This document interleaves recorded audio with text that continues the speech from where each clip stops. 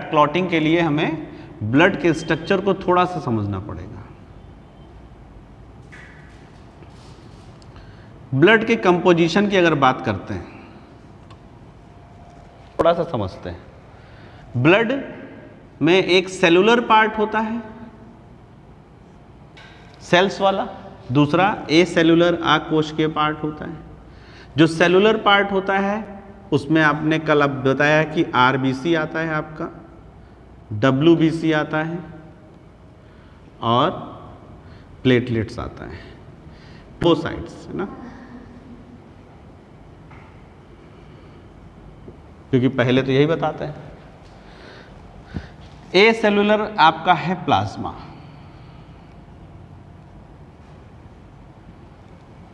तो अब ये आपका ब्लड कैपिलरीज में ब्लड फ्लो कर रहा है, ठीक है।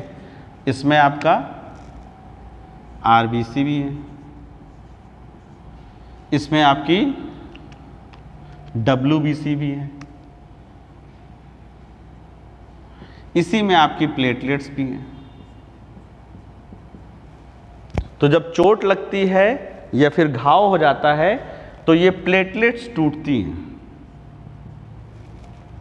और यही रिएक्शन करेंगी। कैसे करेंगी, तो पहले इसके हम देख लेते हैं कि जो आपका ब्लड में ये प्लाज्मा होता है, इसमें क्लॉटिंग के लिए कौन कौन सी चीज़ें होती हैं। तो ब्लड प्लाज्मा में एक एंजाइम होता है हिपैरिन। हिपैरिन का काम होता है कि जब तक ब्लड वेसल में आपका दौड़ रहा है तब तक वो उसको जमने नहीं देगा, क्लॉटिंग नहीं करने देगा, इसीलिए इसको एंटीकोगुलेंट बोलते हैं।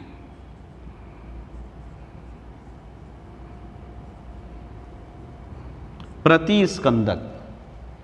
उसके अलावा ब्लड में एक और कोगुलेंट सब्जेंट पाया जाता है, उसको बोलते हैं फाइब्रिनोजन।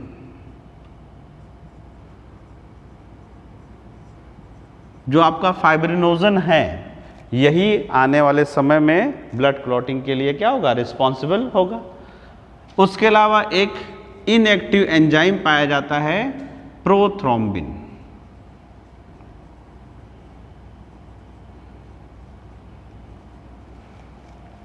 होता क्या है कि जो हिपैरिन है वो प्रोथ्रोम्बिन को एक्टिवेट नहीं होने देता। तो यानी कि अगर ब्लड क्लॉट बनाना है तो हिपैरिन को इनएक्टिव करना होगा। तो जैसे ही आपकी प्लेट टूटती है, प्लेटलेट्स टूटती है, इससे एक एंजाइम सिक्रीट होता है थ्रोम्बोप्लास्टिन।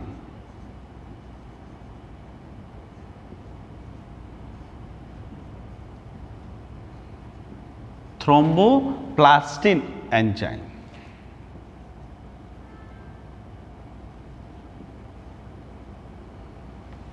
अब ये जो थ्रोम्बोप्लास्टिन है ये एक्ट करेगा आके आपका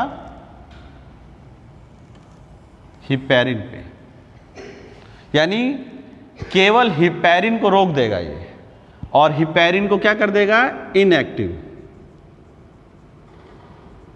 और जैसे ही हिपैरिन इनएक्टिव होगा वैसे ही आपका जो प्रोथ्रोम्बिन है वो एक्टिव फॉर्म में आ जाएगा, सक्रिय अवस्था में।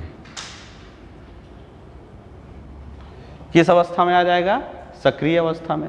और सक्रिय अवस्था में प्रोथ्रोम्बिन थ्रोम्बिन कहलाता है।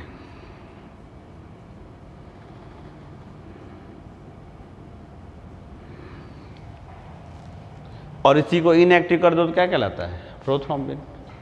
और ये जो एक्टिव थ्रोम्बिन है अब ये रिएक्ट करेगा फाइब्रिनोजन के साथ में, दोनों मिलकर रिएक्शन करेंगे और वहां पर कैटलिस्ट के रूप में आपका कैल्शियम और विटामिन के।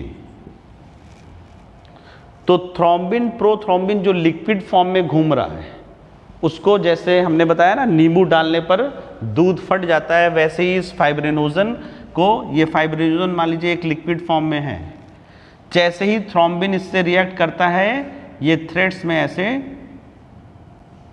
फट जाता है, एक मैट्रिक्स का फॉर्मेशन हो जाता है ना, एक जाल का, नेट का